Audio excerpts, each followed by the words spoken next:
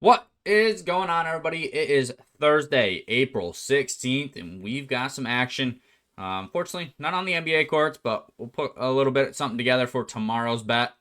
We do have the RCB to look into more, and then obviously we got some MLB and NHL action last day of the NHL season, so look into that. Rough night last night overall. Good on the NBA, not bad on NHL. I don't know what's going on in the MLB. We got to figure that out. We got to change our strategy. We just started off really hot to start the season, and then now things are just getting bad. So we got to figure that out. But let's dive into the NBA. Recap: 2-0 night. Curry goes off as only Curry can do. I mean, he had 35 points, 7 threes. I mean, he went off.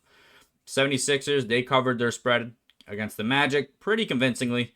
I wasn't too worried about that. The Magic have looked bad as of late, so I wasn't too worried. Went up 1.83 units, which brings our season total to minus 3.3.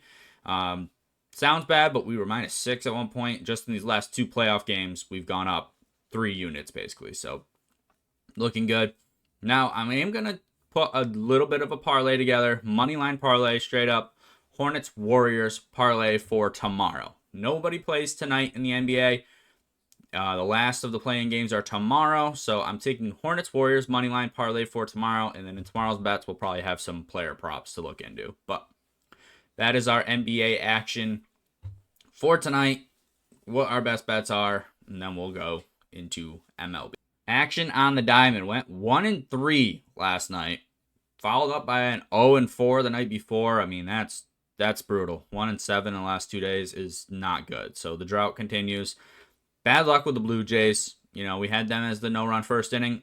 Blue Jays scored 1 run the whole game. It just happened to be the top of the first. And they literally had 2 hits for the rest of the game. It's unfortunate. Cease 6 strikeouts. We needed 7. Yankees walk it off, so they only won by 1. And Nick Kurtz, he did get under 1.5 bases. He went 0 for 4 with a walk or something like that, so not too bad. Went down 2.17 units, and on the season we are down 8.5. At one point we were up 4 units. We have took a drastic turn. Gonna have to kind of look into it. I don't typically like to change what I do because you just kind of stay consistent. You stay the course. Everybody has rough patches. But there's obviously something, we got to change or look into because this has been bad. I think we're down 10 units in a week. So yeah, I definitely got to look into that. But starting tonight, we have Joey Bart of the Pirates. We're going under 0.5 hits. So for him not to get a hit versus the Nationals, he currently has, I think, 4 hits on the season. 1 came from the National Series already. He's certainly in a slump. He's batting 136 on the year. I believe he might be 4-30 or something like that. It's not been good for him. So taking him under 0.5 hits versus the Nationals. And then we have Castillo. Luis Castillo over 4.5 strikeouts. Looking at him on the Krakens there. And then we have Angels versus Yankees. Under 9.5 total runs. They put up 9 last night, I believe. I think it was a 5-4 game. Thinking we'll see a little bit of regression. Max Fried is on the mound for the Yankees. So obviously the Angels will struggle a little bit, specifically in the first, the opening innings. So hopefully he can keep that down. And at this time when I'm recording this, Angels have not announced who their starter is. So hopefully it's somebody on that same caliber. Hopefully it's their ace, but we'll see how that goes. And then Royals versus Tigers is going to be our no-run first inning. So we'll see. Hopefully you can get that going in the other direction. But those are our best bets for the MLB. A little bit different approach. We're taking strikeouts. We're taking total runs. We went to a batting prop. Hopefully we can kind of turn this around, get going the other direction. The good thing is it's very early in the MLB season. We have time to turn this around and figure things out. Over on the ice rink, we went 1-2 last night. The Senators covering being the only win. Red Wings, they got blown out. It was like 8-1 against the Panthers. And then the Stars, Sabres did go over their 6.5. They did have 7 goals in that game, so unfortunate there. But went down 0.64 units. On the season, we are up 5.6. So looking good there. Now, best bets for tonight. This is the last day of the NHL regular season, so hopefully we can end on a good note. I mean, even if we go 0 for 3, which cross our fingers, knock on wood, whatever you guys want to do, we don't do, we'd still be up units on the season. So that's definitely a good position to be in. I feel comfortable with that, but we got the playoffs, so we obviously want to keep expounding on it. Tonight, Avalanche cover -1.5 versus the Krakens. Hopefully them to just kind of stay their course, keep doing what they've been doing. Kraken's not really on the Avalanche's caliber, so hopefully they can just win by 2. It is a tough, I mean, last day of the season, playoff spots are locked. Playoff seeding is basically locked for most teams, so it's tough to read these kind of games, but we're just hoping, stay in the course of what we typically do.